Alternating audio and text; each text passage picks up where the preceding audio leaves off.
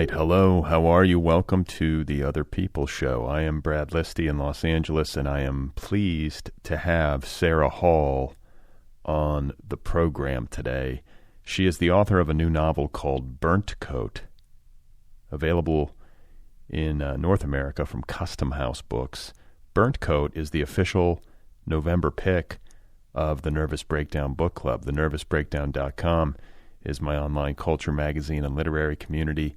It is edited by Joseph Grantham, this program's social media director. If you would like to sign up for the Nervous Breakdown Book Club, just go to TheNervousBreakdown.com and click on Book Club in the menu bar. Basically, the way it works is you sign up, you get a book delivered to your door every 30 days or so, and I interview book club authors on this program.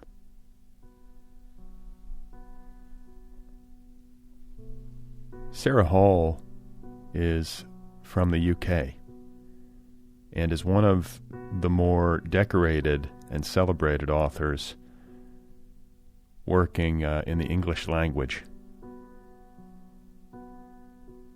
She has written, 6? Is this her 7th novel? 3 short story collections. She is a recipient of the American Academy of Arts and Letters E.M. Forster Award. She has won the Edge Hill Short Story Prize, among others. And she is the only person ever to win the BBC National Short Story Award twice. 2 of her books have been nominated for the Man Booker Prize.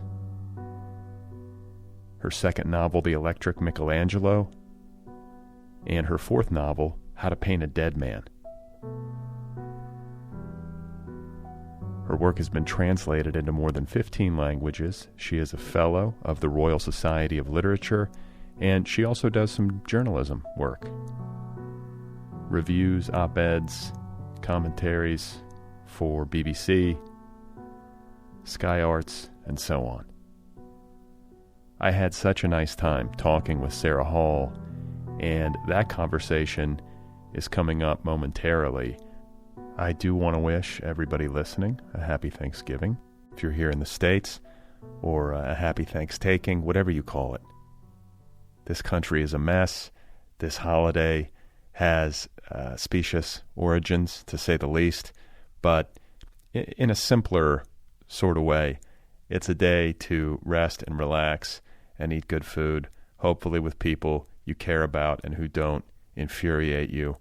I think we all have mixed feelings about holidays, do we not? I know some people get super into them, but I just want to say thank you. I'm grateful for Otherppl listeners, and if you feel grateful for this show and you would like to support it, please do. I would appreciate that. Patreon.com/OtherPPLpod. This podcast is offered freely. The entire archive is offered freely. It's a listener-supported show. Every episode is available on Apple Podcasts, Spotify, YouTube, Stitcher, wherever you listen. You can listen to the full archive, hundreds and hundreds of hours, all free. So if you have the means, you can support the show for as little as $1 a month. Throw $1 into the hat every month. Throw 3, throw 5. As you move up the scale, you can get stuff. A t-shirt, a tote bag, a coffee mug, a sticker, a book club subscription. Patreon.com/OtherPPLpod. So once again, my guest today is Sarah Hall. Her new novel, Burnt Coat, is available now from Custom House Books. This is a beautiful novel. It was written in a creative fever, shall we say, as the world went into lockdown in the spring of 2020. At the beginning of the COVID era. And it is astonishingly eloquent and well conceived, considering that it was written in a kind of real-time way. It's not about COVID, but it's about a pandemic, and it speaks very much to the times that we live in. It's about relationships, it's about the body, it's about art, it's about sex. the ways in which we live and love and decay. And it's just beautifully written. Kind of hypnotic. I loved every page of it. So I'm very pleased to have Sarah Hall on the show and to get to share this conversation with you right now. Here she is, folks. This is Sarah Hall, and her new novel, once again, is called Burnt Coat. So it really was the first day of our first lockdown, which was March 2020. And I woke up really early in the morning, 5 o'clock or something. And we were in that phase of uncertainty and fear. And this was before the vaccine. So nobody really knew what was going to happen long term with the disease. Nobody really knew how bad it was going to be. And for some reason, that just seemed to work quite well for me. And I just got up and started writing. I've likened this response to, in the north of England, we have medics who are called first responders. And they're the people that go out in an emergency when a phone call goes through to the emergency services and it takes too long to get an ambulance or a helicopter out to the person in trouble. So I woke up that morning feeling like I'd had a first responder call, basically, and I needed to get to my desk and just start working on something that was not necessarily going to be helpful to do with the pandemic, but was somehow a response to it. It was just as simple as that. And that may just be this kind of northern upbringing in me that made me respond in that particular way. It's also fairly hard writing at the moment. You know, I'm a single parent and there's a lot of time pressure. And this was one more thing, you know, so now my kid's off school. I have so little time anyway. And you're going to give me less with the lockdown. So my response was kind of, you know, two fingers to that. I'm up at 5 and I'm going to start work. So you were writing this at 5 before your child, is it a boy or girl? Girl. Okay. So before your daughter was up, that was your writing time. It was, yeah. And that happened every morning until the first draft was done. And it was a very quick first draft. You know, there was a kind of urgency about this particular book. It came out of nowhere. It barged the book that I was writing out of the way. I just wanted to get written. So the first line appeared, "Those who tell stories survive," and the rest just came from there. And the first draft was in some ways not reportage exactly, but it was me responding to the situation, the ongoing situation, the news, the speculation. But already I was kind of looking around the corners of the pandemic and the speculations that were going on to try and figure out what this situation was going to mean down the line. And a fictional story was already kind of running through it. But the later drafts were really about converting what was not fiction into fiction and smoothing out the edges and creating something that would resonate now, but also hopefully have a kind of telescopic vision to it so that it would see a much larger picture around it. Okay, so this novel, Burnt Coat, barged another project out of the way. What was first? Like, how did it originate? Like, imaginatively, did you see a character? Was there a voice? Was there a title? What happened? Yeah, I mean, I knew there was going to be a second person address in it, so I had a sense of the voice already. And I knew the main character was going to be a woman later in her life, and looking back over the situation of her youth where she goes through a pandemic. And it was going to be about art as well and the formative experiences of this woman's life. Her name is Edith. So I had those operating keys to it. I really wasn't so sure how things would end. You know, I had a sense of shape, the same way that I write short stories, I guess. And in some ways, this is the novel of a short story writer. You know, it's compressed. It has hopefully a calibration to it, an efficiency to it. There's a hinterland surrounding it. Not everything is discussed in the book, but I'm hoping that the reverberations are there towards something greater.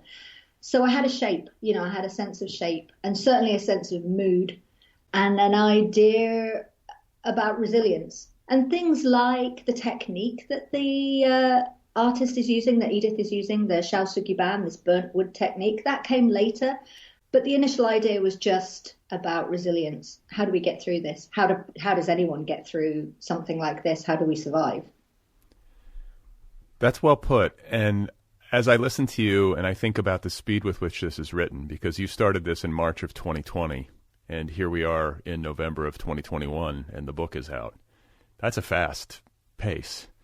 It was fast, yeah. I mean, probably from beginning to end of editing, it was about a year. There was some fairly intense editing work that went on, both with my US editor at Custom House and also my UK editor at Faber and Faber. They were working in tandem, which was great, but that was a difficult edit, let's say. Not necessarily because a lot of work needed doing to the book. Like with my short stories, the first draft was pretty good. You know, it was set, but just the nature of it. And I remember finishing the first few drafts, getting it to a point where I could submit it for reading, and then breathing this huge sigh of relief. It's like, oh my God, I'm out of the pandemic novel that I've just written. And then, a month or two later, I was having to kind of go back into that situation, which was very hard. I mean, by then we'd come out of the lockdown. I think there were developments going on that meant things were not quite as scary. And here I am having to go back into this terrible crucible that I'd created, which was a return to the situation that everybody else was escaping. Right. You did it to yourself, Sarah. I did. So nobody to blame. Is this pace of creation unique to you, or is this how fast you normally work on a novel in particular? The first drafts are often quite quick. I think there's a sense of urgency and excitement when I'm writing them. It depends on the novel. I mean, something like The Wolf Border, a much longer novel, it's over 400 pages. It took a much longer period of time to research and write and edit. Again, it was feeling like a kind of a short story, like a long short story. And they don't take too long. They come quite rapidly. The feeling is that they're ready to go when I start writing them. And this was very similar. So I guess it is quick, but then, I have written novels that quickly before. My first novel, Haweswater, was written within a year, probably. The editing took longer, so it's not unusual for me, I think. Okay, because I was just wondering if there was any consternation on your part or concern, like, wow, this is all happening fast. Have I gotten this right? That's how I think I'm probably projecting myself onto this, but I would be like, got to make sure I got this right because it's happening so fast. But I guess if you have an editor in the UK and an editor in the States, and they're both keeping an eye on it, you can trust that they're going to pull you back if there's anything not right about it. Exactly. And we were certainly having conversations about, are the readers ready for this? Should this be held off for a while even? Should it be, we'd originally thought maybe we should try and bring it out in the spring of this year, because that would have been the year anniversary of the first lockdown. I mean, it would have been an incredibly hasty edit and the wrong decision. But we were having those conversations because, it's a fairly immersive book. It's experiential. And to give that to readers who have just been through very traumatic situations. I mean, we really went through quite a lot of trauma in the UK. And I'm sure in the USA as well, it was similar. So it's a big ask for a reader to re-immerse themselves in what was frightening and upsetting in a number of different ways, and politically divisive as well. But the feeling was this book has a lot else to it. It is about art. It's about a lifetime. It's about sex and love and the relationship with death that Edith has, which is probably one of the primary relationships of the novel, is something that it's not pandemic dependent. The pandemic was an accelerant for this character, but it could have been something else. There could have been another trauma that she was looking back on, trying to get to grips with mortality and reconcile herself with her eventual fate. Yeah, there's something so impressive to me about this book, like taken in that context, because I think it's really easy to write a bad pandemic book in the midst of the lockdown just starting, because you don't have perspective. You don't have the benefit of hindsight, to kind of wrap your mind around things. And the fact that you were able to conjure this like on the fly, I don't know, just makes it kind of doubly impressive to me, because it's a really deft artistic achievement, but it's also like an act of resilience. Like you were talking about, like, I'm going to make something of this. Here we are, we're locked down. I'm an artist. I'm going to make art about it. And I don't know, kind of blew my mind in that way, because we all lived through it. I know how disorienting those first few days, those first few months, I should say, were before we kind of had a handle scientifically on what the virus, on what what COVID is, and what the outcomes are going to be. And so kudos to you. Well, that's very kind of you. Thank you. But I think Edith is questioning her own art form in the course of the novel, and probably in some ways this is just representing me and my thoughts while I was writing. What good is a book in the face of all this? I had novelist friends who were going out there and training to become vaccinators. That was good. That was practical and useful. But what good is a book? It's companionable at best. So you can hold the hand of a reader and not necessarily offer them comfort, but just go through the same experiences and ask the same questions about difficult situations. And certainly Edith is questioning what she does in the novel. She's been charged with creating the national monument for the dead for the pandemic. And it's an enormous task, and she's grappling with it. And waits until the end of her life to give this thing over, to finish the commission. And I think that was, I suppose, me exploring the nature of art and what use it has in making sense of our lives and our experiences and our tragedies. And I suppose because this novel is not dealing with the COVID pandemic, it's dealing with a fictionalized, speculative pandemic, a novavirus, which is this invented virus, which is substantially different from the coronavirus. It's that freed me too, in some ways, to play around with the history of pandemics and some what if scenarios. So I didn't feel entirely bound by what was going on. I think by turning the dial a few clicks and creating something similar but different, it was allowing me to create some other scenarios and feel free as a writer. Yeah, I mean, I just think that exploring what art means, especially when it's buttressed against a crisis like a global pandemic, like what's the point? Art's like, what's the significance of art in a time of crisis like that? And then I think too, what you sort of have to cop to, and I've had this conversation more than once on this show with writers, is the fact that some part of me enjoyed it. And I think some part of Edith, and she says as much, I believe, in the book. I think you must have felt like this, especially as this book is like firing out of you. You're like, I know we're in the middle of a shitstorm, but it's kind of working for me, And so how do you navigate that? I mean, there's elements of privilege involved, just the fact that you were able to sit down and write a book while, nurses and doctors and not just you, but like me as well. I was working on fiction while nurses and doctors and frontline workers were going in every day. But there was something about the enforced solitude and the slowed pace of life. There are elements of it that suited me and that felt like the realization of dreams I've had. I mean, not in the, I don't mean to belittle, because it's, it's delicate, but just living in Los Angeles, like everything, the pace of life slowed down and traffic, the streets were emptied of traffic. There's something wonderful about that, if I'm being honest. There's something wonderful and strange, and all of a sudden the civilization that finishes and something else takes its place, and you're living through it. So it's not just a speculation. It's it gives you the alternative in some ways. And I think, some parts of me did enjoy this experience, not because I was enjoying the trauma of it or anything like that. And I should say, my dad contracted COVID a few weeks ago and passed away. So we've had the steep end of things as well. And it's ongoing over here. We're still having people die from this disease.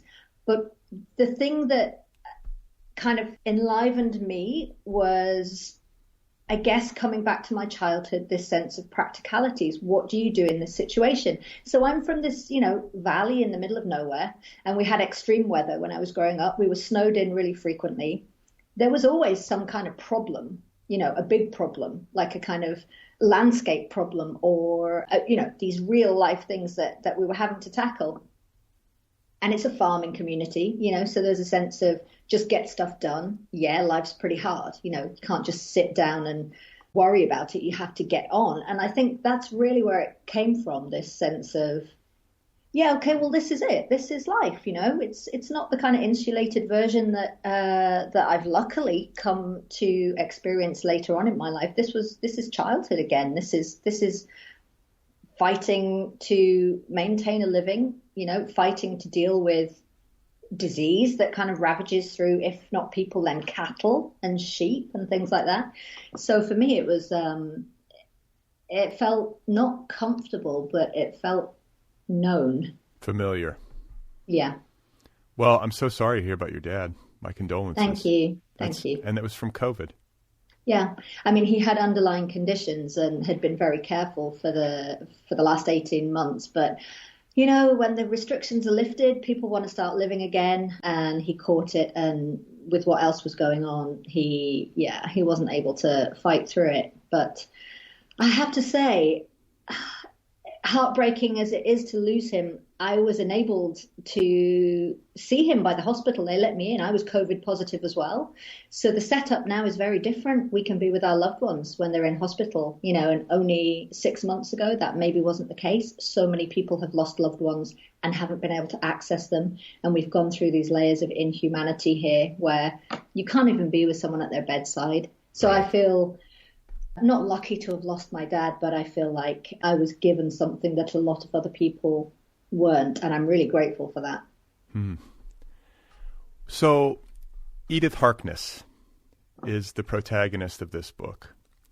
And as you've alluded to, she's an artist, she's a sculptor, she is held in high regard. She's commissioned by the nation, to make the Novavirus memorial, so high profile as insofar as like a visual artist or a sculptor goes, the kind of person who gets big commissions and gets paid well to do her work and is known at least to some degree.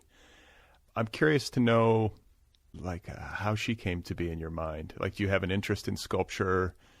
Do you have any training or education in that realm? Or was this something that you just had a fascination with and took on as like a research project? I have a degree in art history. So, it's probably a little bit of wish fulfillment creating another artist. I've done this before because I wish I was practically artful. I'm not. I'm hopefully artful on the page, but I can't paint, I can't draw, I can't really make stuff. I wish I could, but I am interested in the history of art and I've studied it. I'm aware of the areas where it's been very tough for women to take up space and make a name for themselves, and land art is one of those areas. So it was important to me. It's always been important to me to create female characters that are agents. They're capable. They're history makers. They're not the wives and daughters of the history makers. They're in their own right agents in their lives and in their professions and their craft.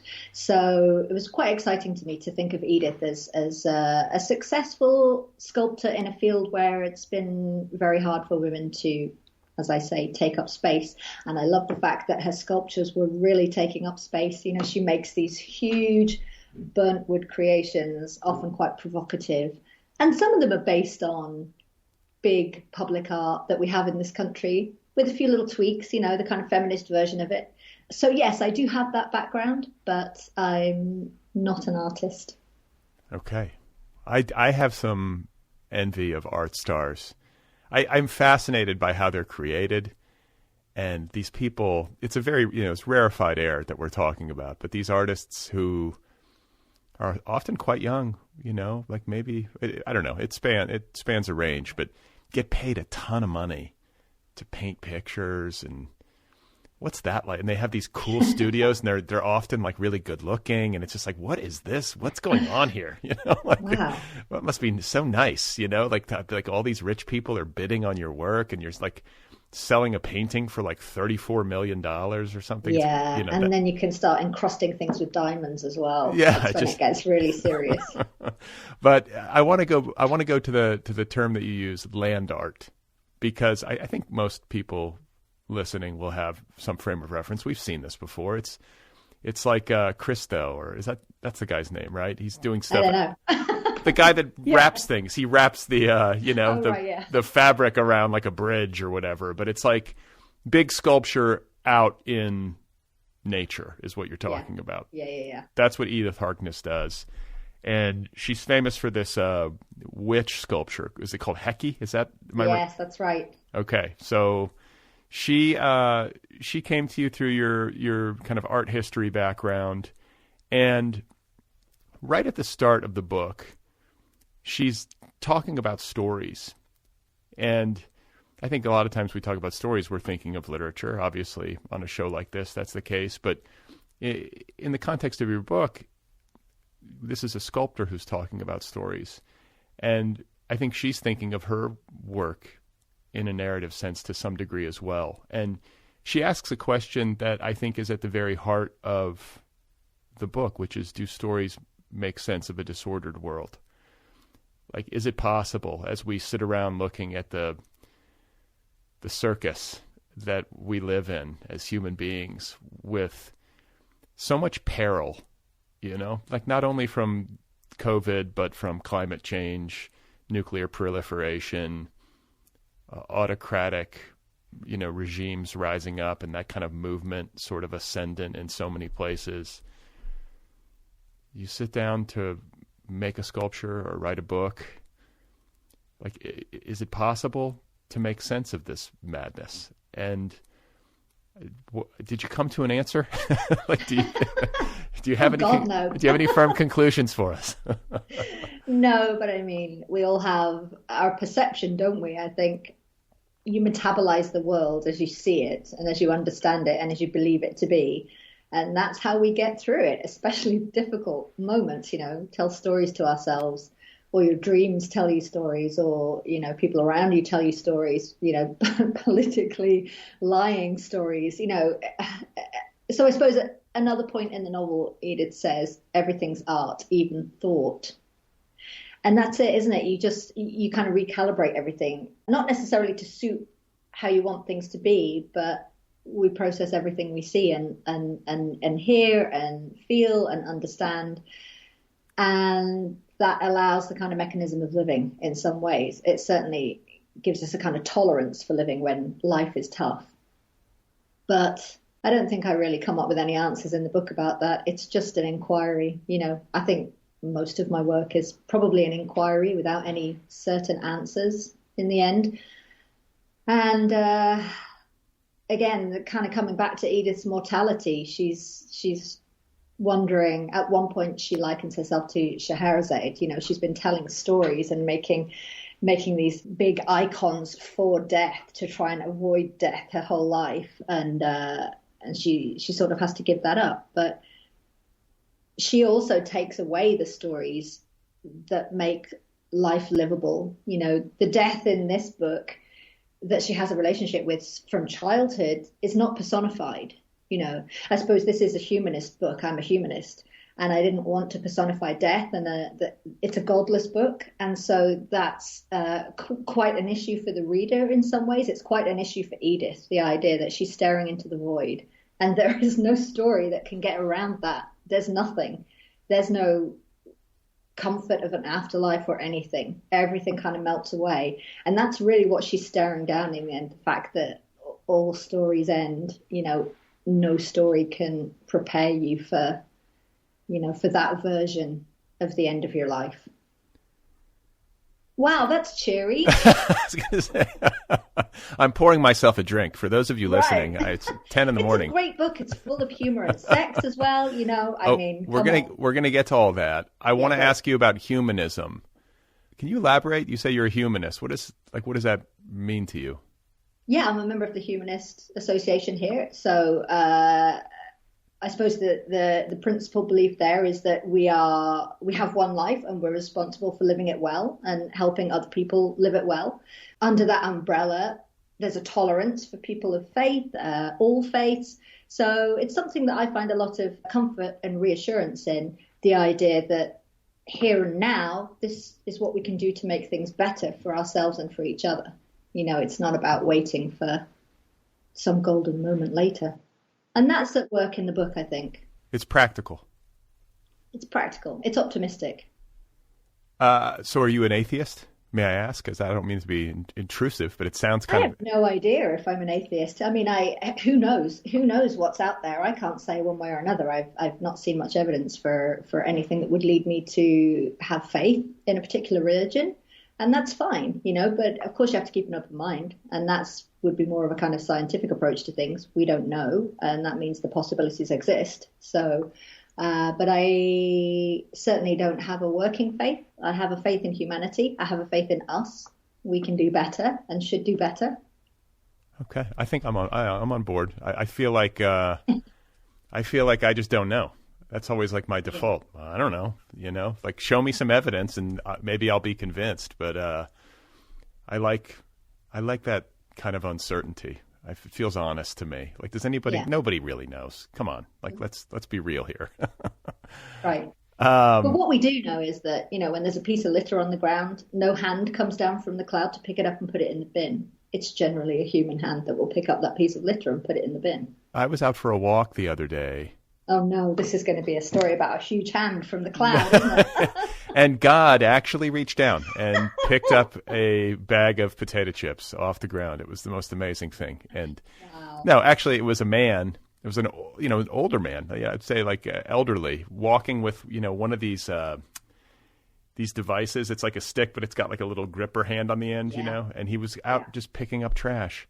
That's and right. I was My like, daughter has one of those. She loves them. Okay. I was like, wow. So this is the guy who does this. Like, I should probably do this too. But it was nice to see, that somebody. Those grabbers are great. I mean, you can just reach for a beer from all the way over on the other side of the room with the grabber and bring it over to you. I mean, there are multiple uses for them. Yeah, it's a very practical tool. So death and the way that your protagonist, Edith, is narrating this book. I think you said it earlier. It's written in the second person. She's addressing her lover, partner. She's also, I think, addressing death throughout the book. There's a little twist. No, you're right. There's a little twist at the end of the book. Okay. Sorry, spoiler alert. Yeah. But I don't know. But I think I felt it earlier than the end of the book. You can.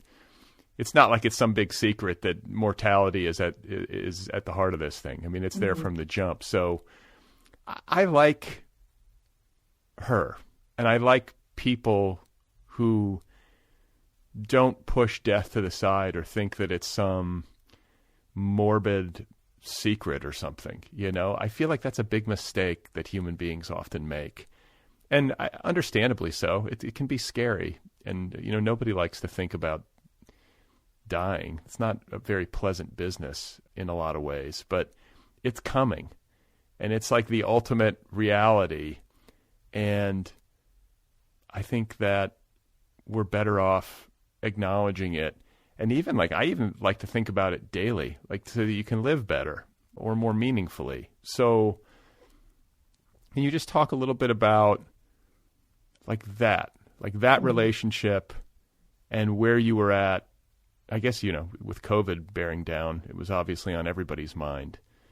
But did the writing of this bring you to deeper understanding when it comes to how you conceive of death and how you deal with fear, which I think we all have to some degree when it comes to the end?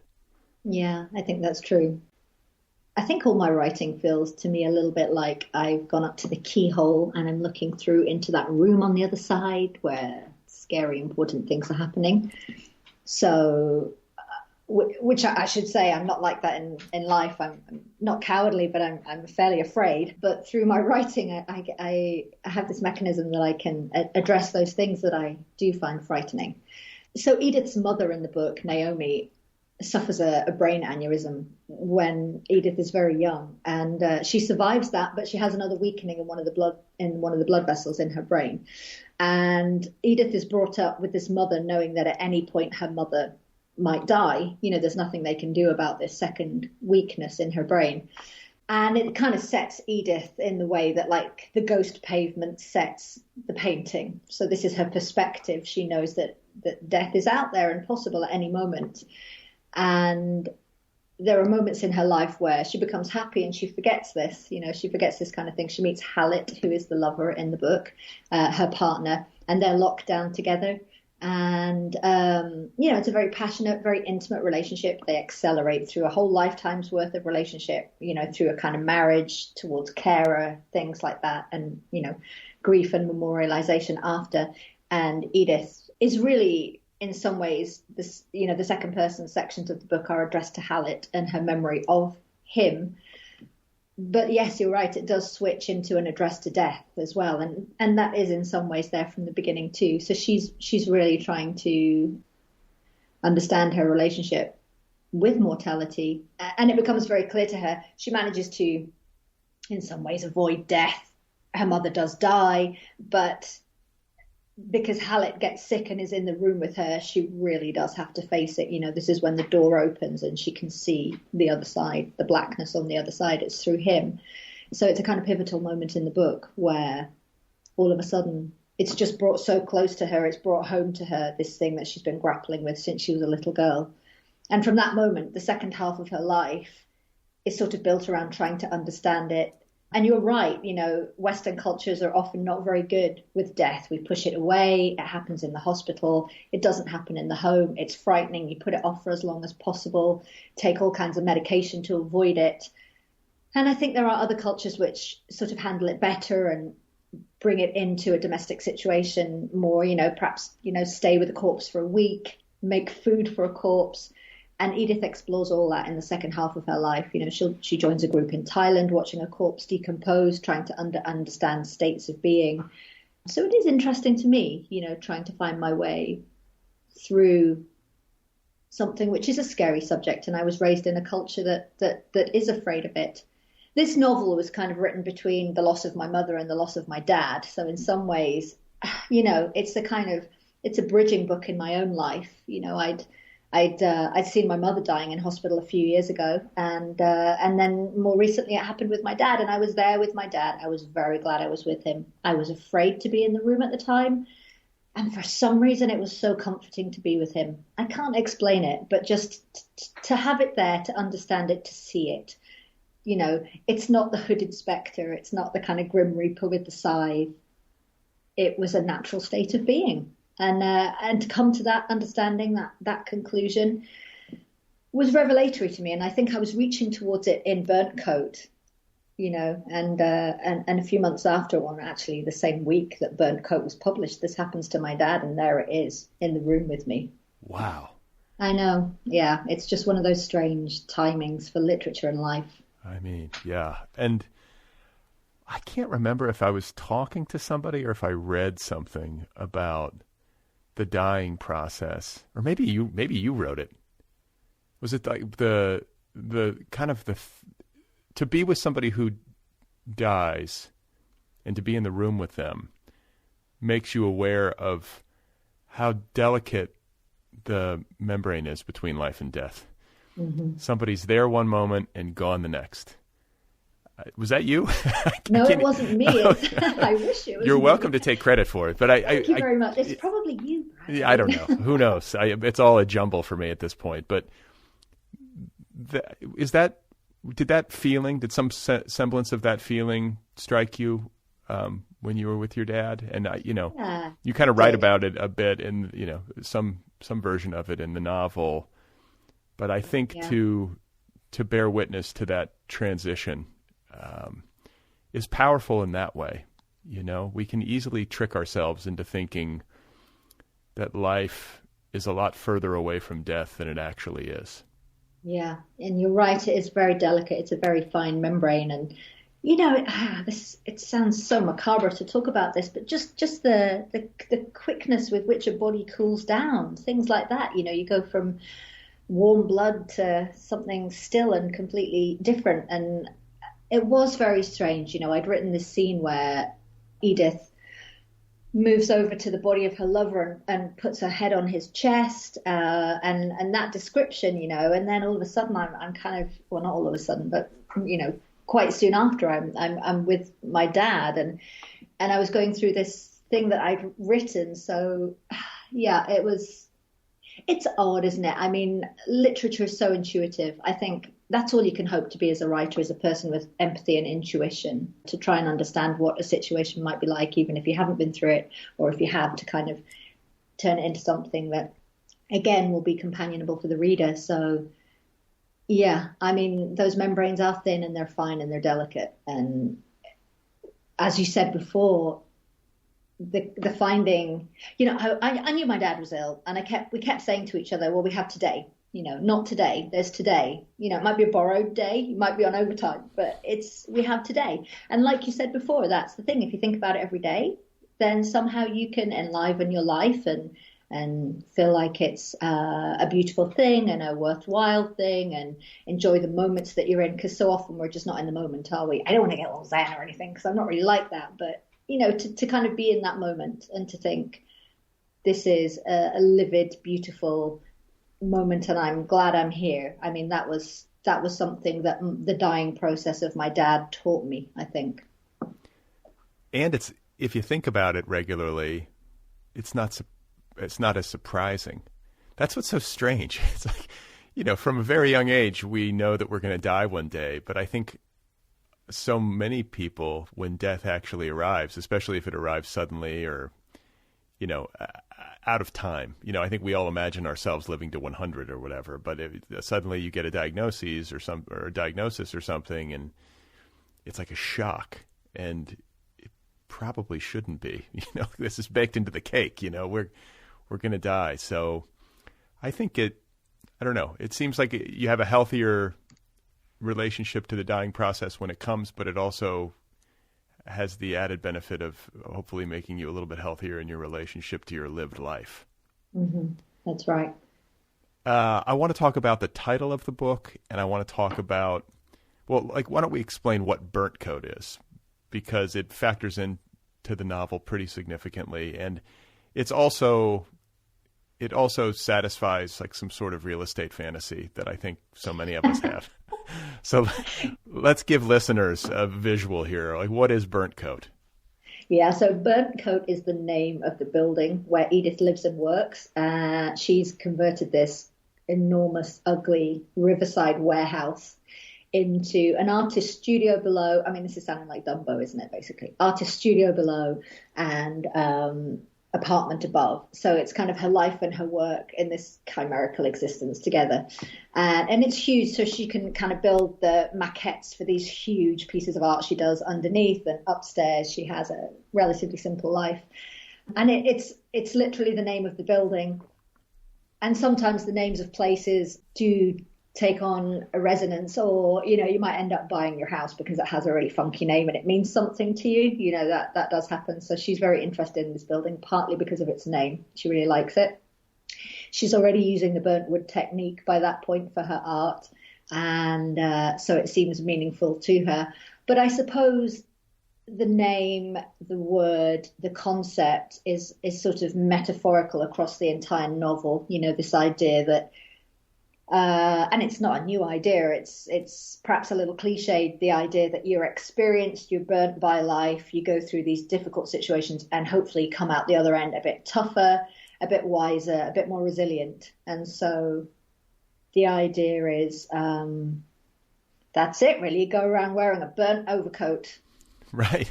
It still keeps you warm, but it's a little bit singed on the cuff. That kind of image, basically, which I love. I mean, often I feel like I'm walking around in a burnt coat, even when I'm not. Yeah, you and me both. And just to kind of put a finer point on the technique that Edith uses in her sculpture, there's a great section of the book that unfolds in Japan where she's doing an apprenticeship with an artist named Shun. Is that right? Yeah. And you mentioned it earlier, but there's a technique called Shusugiban. That's right. That's a real thing. It is a real thing, yeah. So, and it's a very old technique that's been used in Japan for hundreds of years, where it's usually used with cedar wood, which is receptive to a good burn, deep burn. And so you destroy the cell walls on the top of the wood, you blacken it, which makes it stronger. When you collapse the cell walls, they become denser. It makes it stronger, also waterproof. So it's a way of treating wood that isn't chemical based. So it's quite, environmentally friendly. And then what happens after that is the artist or the crafts person will brush with wire wool the top coat, the kind of charred top coat of the wood, and get rid of the swarf. And underneath you reveal this amazing kind of patterned, beautiful blackened grain. So these wood, if it's been treated that way, looks very, very beautiful. And it's also very resilient. It can last, millennia. Have you done this before? No, oh my God, no. Give me a blowtorch and I'll give it a go. But I'm amazed. I'm always amazed that who discovered this, like how do people, I guess there's enough people, like I'm just thinking of it in mathematical terms over time.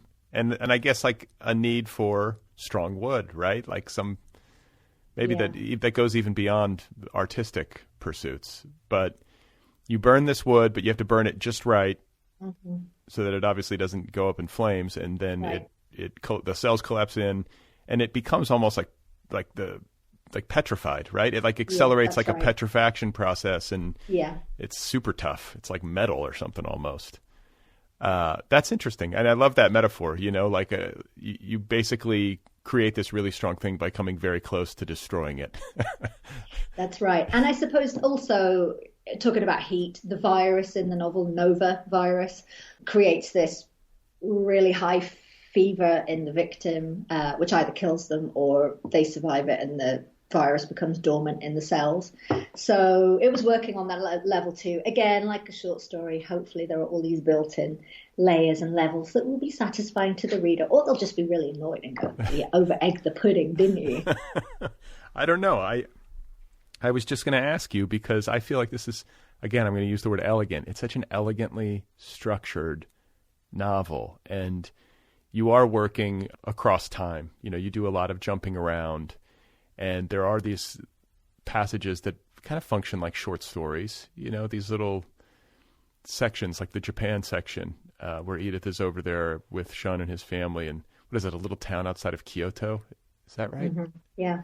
So, of course, like I have this great vision in my mind, and I'm wondering, like as a writer, I was reading this and wondering, like, God, how did she pull this off? Because it would be really easy to lose a reader when you're doing that much moving, and to have it come off so seamlessly, it kind of tricks you. It's not easy to do that. I know from having failed at it, it's not easy. So, how did you do it?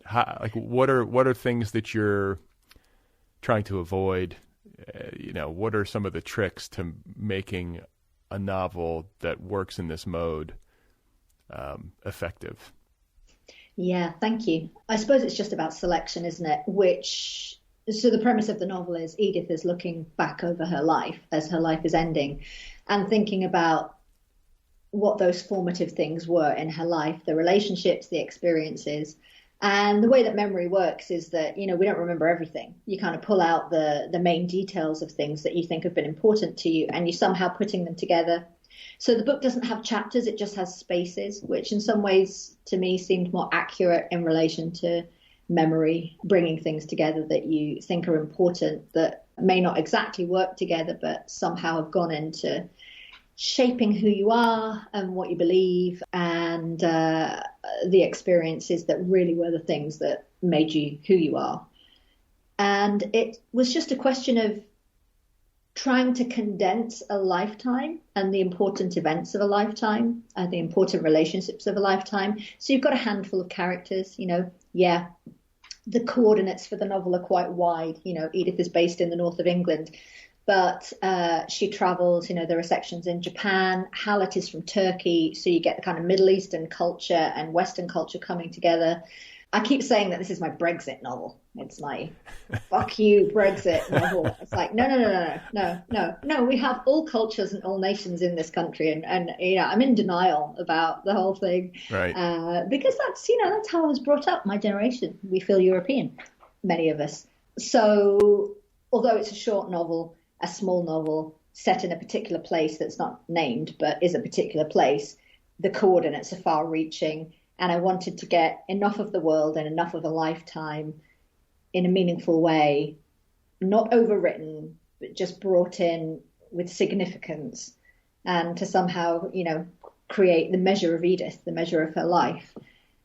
And I suppose if you were just looking back over your own life, you wouldn't maybe spend, maybe you'd spend thousands of pages on it. But I think if I had like a week or 10 days to live, what would be the things that I was dwelling on?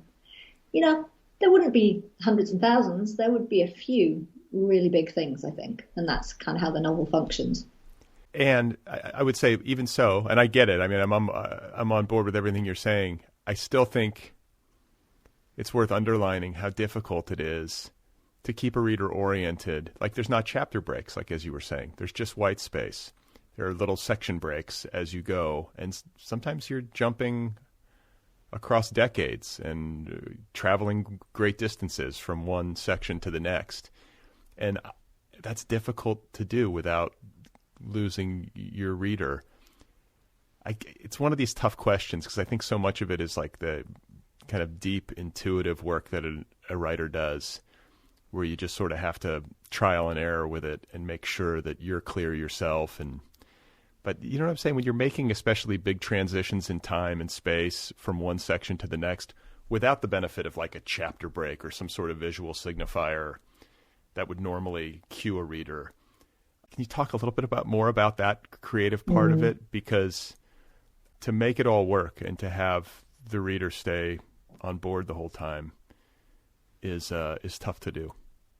Thank you. I think, again, talking about the operating keys for something, in my work, I'm aiming for a kind of perpetual sensuality. And I don't mean an overloaded feeling of feelings or too many textures or anything, but I think, so it's stylized work. You know, my writing is reasonably stylized. And that's not to everybody's taste, you know, and certainly, you know, different countries will tolerate stylization in literature and other countries won't, but and readers as well, individual readers. So it's a stylized book, and that means that on the level of the sentence, a lot of work is done. The writing is automatic in one sense, but because I started out as a poet, there has to be a kind of essence that seems true and accurate and evocative on a sentence level. That's every sentence, pretty much. Even if that sentence doesn't seem like it's doing much, it's doing something with regards to the other sentences. If you can affect the reader, if they're with you, if they're enjoying the language and the feelings of the book and everything else, then in some ways they will come with you across time. They'll come with you across a chasm. But I do think there's also a logical progression through the book in some ways, maybe just even psychologically. So she's looking back on her relationship with Hallett, which is a good relationship, but it brings to mind a very bad relationship that she had while she was at art school, because it's very hard, I think, if you've been braced for tragedy and trauma, and if you've come through an abusive relationship to then embrace a good one. People are sometimes bolted down, and so it makes sense, I think, psychologically for Edith to having to be reconciling herself with what was bad as it moves into something good, and to be understanding that she may have been created a certain way, so it means she's going to need to stretch to get to the next place in order to have a good relationship. I think that logic travels through, you know, the decade or 2-decade jump, you know, between certain passages. I feel like the book teaches, you know, like all good books do this. They sort of teach you how to read them. You know, you pick up the cues and you get to know the characters, and it's not like a perfect like 1, 2, 3, 4 kind of thing, but you start to realize that there are certain threads that are winding together, and it comes together beautifully. And I did not know, I did not pick up in my extensive research of your background that you started as a poet, but that makes total sense having read this novel, because it is so great line by line. Word choices, like single word choices in a description or a metaphor, I found myself consistently like nodding or being like, ooh, that's a good one, you know? So I find that that's the case often with writers of fiction who also have written a lot of poetry. And I want to talk in a related way about writing about sex. And it's kind of a funny compliment to have to pay a writer, but it's like, you're really good at writing about sex. Well, thank you. Yeah. And, you know, it's something that, you know, I feel like I've had conversations. I talked to Garth Greenwell on this show, and we were talking about like the Bad Sex in Writing Award and how much he hates it because he feels like it shames people and might scare people away from writing about sex. But it's something that should be written about. It's such an elemental part of the human experience. But I also feel terrified of it because it feels like a high stakes thing to write about. It can be easy to screw it up.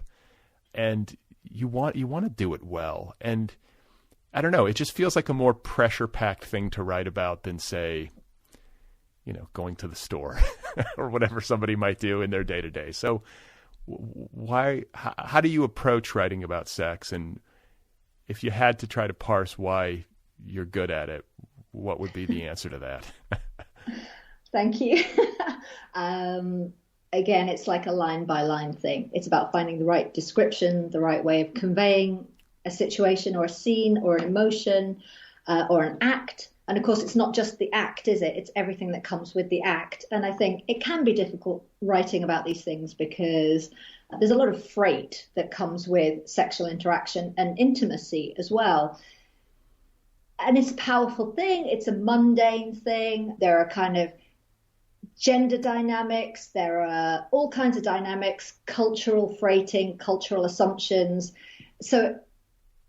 Or it might just be an act, a thoughtless kind of act. And so there's lots to consider when writing a scene that involves sexual intimacy between two or even more characters or one. But I think it's really important. It's important for me because I'm interested in the human body and how the human body interacts with the world and other human bodies and where psychology sits within it and emotionality sits within it. So the human form is this incredible thing, and it goes through these different stages and experiences. And I do write about the human body in extremis, whether that's fanaticism and terrorism, joining a paramilitary, or some other kind of endurance test, or some other kind of state of being, a brain tumor affecting somebody's behavior and sexuality. And so the act of sex, the using of the body and the emotions and everything else is part of that interest for me in relating the experience of being, the kind of corporal presence in the world and how you're interacting with other people and it. And I think, like any other kind of description, whether you're trying to really nail a landscape in an evocative way, in a visual way, with its memory and significance and everything else, you just need to pay language the respect. So particularly in sex scenes, it's very difficult, and I think people can get it wrong so often because the language isn't somehow right, or all those considerations haven't been brought in. I don't know. Or maybe I'm just naturally good at it. Who knows, Brad? I mean, this is the thing about these. I mean, what were we talking about earlier where it was the same kind of thing? I mean, yeah, like making these time transitions or writing well about sex, like so much of it is intuitive. And you want to sort of like narrow it down to a few rules. I think in my head in the past, I've said like, you just got to be direct. Say what's happening kind of bluntly. Maybe sometimes you can get a little too shy when you're writing about sex, and you're certainly not shy, like writing about the body, like as it is, but also artfully. Some of the descriptions I feel like, they have that poetic quality, or they're reaching toward, like a metaphorical imagery and stuff like that. But I guess too, practice makes perfect. You've written about sex before, and you have to sit there and just kind of go through the process like you do with any other element of writing, and maybe write something that's not so great, and then in revision try to improve upon it. Yeah, exactly. And certainly there was a lot of editing done over these particular scenes to try and get them right. And it's about believing in what you're writing too, which sounds a bit weird, but I think it's important to really, in some ways, as a writer, believe in what you're putting down on the page. And if you can enter that space of it really happening in your imagination and making a huge effort to convert what's happening in the imagination into the right form on the page, so that then that activation will happen in the imagination of the reader, that's the transaction that needs to be done properly, Sure. Be a good lover as a writer on the page. There you go. And you're being a good lover to your reader. Right. And there's also this idea, within the context of the plot of the novel. Obviously there's this pandemic, and I think maybe a lot of us in COVID times were brought to a higher awareness of the body as this like source of joy, but also source of pain and decay. It is an interesting parallel. You know what I'm saying? Like bodies are like, they're so fun and they can deliver all this goodness, but they're also kind of gross and can be a terrible pain, so. Exactly. And they go wrong and there's effluent and there's all kinds of stuff, I suppose that's the interesting thing for me about the relationship between Edith and Hallett. They begin as lovers, they form an intimacy, and she has to become his carer, and death is a very messy business. And so the focus, so often in literature we see love as in its best form being epitomized as kind of useful and sexual and everything else. And actually it might be that the most astonishing and brilliant and powerful form of love comes later, when you are physically looking after somebody who can't look after themselves. It's another version of love. And so I think that's what I was trying to do in the novel, is move from this, wonderful, enraptured early love into other forms of it. And again, the lockdown provides a scenario whereby the two lovers can accelerate through a lifetime's worth of relationship in the course of them, having a few months together and having to go through so many different experiences together. And you end up with this kind of love in death and love after death too, which for me becomes the most important or the most powerful kind of love in the end. I'm thinking about friends of mine who met, or like maybe didn't meet, but started dating and then got very intimate, like right after 9/11. Remember there were stories written about this, like journalists would write about this, how there were like 9/11 relationships, I guess maybe more so in the States than elsewhere, but there was the trauma of that experience. And suddenly people like in the aftermath were like going out to bars and like having super deep conversations with complete strangers and hooking up and, all this stuff. And I got to believe there are lots of pandemic relationships. It is a crucible, is it not? I mean, there are a lot of people who are single. I've, read online who are just like, I've been in like real isolation, and especially in those early months where they were just completely alone. Mm-hmm. But then there are also people who are like, we had just started dating and then he moved in, because of the coronavirus. And like you say, it's this accelerated timeline. And, next thing you know, I guess maybe you're married or you have a child or whatever, but that's one of these things that a crisis does provide, I suppose, is an opportunity to go through quite a lot very quickly. Yeah. And I think that was always the case. It's just that we're not used to so many crises. I think, a war might happen and people would get married before the young man went off to war. So I think it's always happened that way, or arranged marriages, or, there are kind of, there are ways of entering into a relationship which don't take, 5 or 10 years with everybody resisting and saying, I just don't know if I can commit. I think humans have been fairly used to these, sharp encounters where you got to decide because, life's bearing down on you. It's in a way, it's nice. It's clarifying, It's like global pandemic. How do you feel? Yeah. Let's make a decision here. Exactly. Yeah. And a lot of people broke up as well in lockdown. I mean, I think there was this terrible statistic in the UK of like 1 in 5 relationships, which is, that's quite something. If that's true, I'd have to check that. Somebody get the fact checker out. But that's extraordinary. Suddenly you have to be around each other all the time. People used to go to the office, go to work and have, so suddenly you're living in the same space, especially if it's a small space. I always think about people living in urban environments in particular, the close togetherness of all that and being in an apartment and, man, you better get along. Right.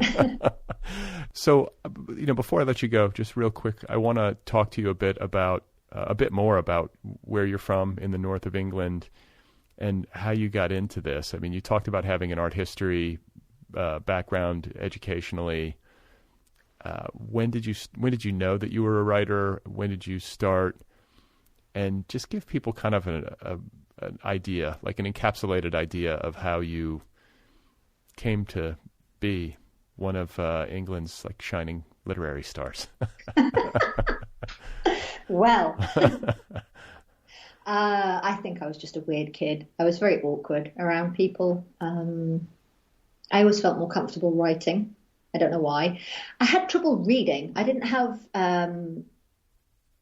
actual trouble reading. Like I was fine for my age in terms of all the tests, but it felt like a very lonely occupation. And that might be because I lived in a very remote place and I just wanted people around. I didn't want to be entering into a book where I didn't really believe in the people in the book anyway, so I wanted proper company. But writing was different. Maybe it's because I was creating my own people, but it was more a sense of, no, this is the way that I can reach a level of communication that I cannot verbally, or perhaps even just my thought processes, without having some form of it being externalized. It seemed to feel like the right way to communicate for me from a very early age. And the way it works in this country is we're funneled towards the arts or funneled towards sciences and maths very early on. So I entered the kind of bloodstream of the arts and literature and have a couple of English degrees and studied creative writing and just formalized my interest in what I was already doing. And then I got a very early break. I think I was only about 25 when Faber and Faber bought my first novel. And then went through a very rigorous editing training program working on that first novel. So wait. May I ask what is the editing training program? There's no editing training program, but when an editor like mine, there was a lot of red ink on the page, and I was 25, and so it felt like a training program. Oh, okay. I was like, what do they have? What do they have in England that we don't have here? I want this program. Yeah, that would be good. I mean, editing is a very skilled occupation, and there are a few really good editors out there anymore. I think publishing houses have gotten rid of them, and they're using, anyway. So there should be a school for editing, and there should be more very well-paid editors in publishing houses. They're very important. But I just felt like it was in me to do it. And I wasn't necessarily ambitious in terms of getting published. It didn't really work like that. I had an early break, so I was very lucky, but I wasn't sending away manuscripts. I wasn't really kind of working the field or trying to get into the machine, the literary machine. I was just trying to write the best literature that I could. And I hope that has conveyed through my occupation, and it's enabled me to take on some pretty big subject matter with confidence that I've practiced the craft of it, and I take it seriously, and I love what I do, and that makes it easy to do every day. Well, I know you have. You have multiple interviews lined up. I mean, there's just a line of people waiting to talk to you. So I know that we have to go. I feel like that's a good place for us to end. And I just want to thank you for taking the time. I'm really thrilled that we got to feature this book in the book club this month. It's a wonderful novel. And like I was saying, it's doubly impressive that it was written so quickly and also, so closely to the pandemic that we all continue to live through. So kudos to you for this wonderful book, and I wish you well on whatever's next. Do you have another book in the offing? Well, there's the one that I was supposed to be writing before this one came along, but okay. It's kind of like The Wife and the Mistress. I mean, I went with the mistress, and now what do I do? I go back? She was so exciting. You're gonna have to cut this section. But no, so I will try to return to the idea that I was working on before, and the short stories always come. I love short stories. That feels like my natural form in some way. So I'll be carrying on. All right. Well, thank you so much, Sarah. Thank you. It was an absolute joy. All right. There we have it. That is Sarah Hall. And her new novel, Burnt Coat, is available now from Custom House Books. You can find Sarah on the internet at sarahhallauthor.com. That's Sarah with an H at the end. sarahhallauthor.com. She also has a Facebook page. Again, the novel is called Burnt Coat. Available now in North America from Custom House Books. It is the official November pick of the Nervous Breakdown Book Club. If you want to join the club, go to thenervousbreakdown.com. The Other People podcast is offered freely. If you would like to support the show, I would appreciate it. You can do that at patreon.com/otherpplpod. If you'd like to write to me, the address is letters@otherppl.com. Let me know what you think. The Other People podcast has its own official app. It is free. Go get the app wherever apps are available. And if you have been experiencing any glitchiness with the app, please know that we got it fixed. All you need to do is delete the app from your device and then go to the App Store and re-upload it, and you'll get the new version, the fixed version.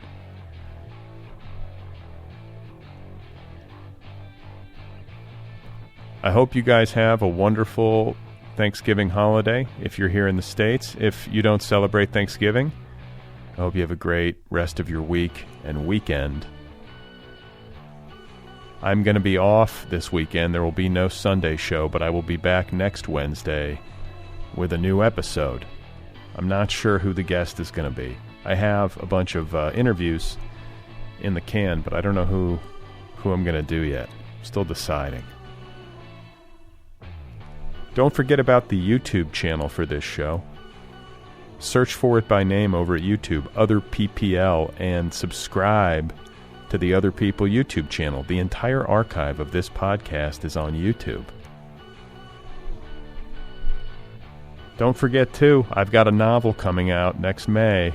It's called Be Brief and Tell Them Everything. Pre-orders coming soon.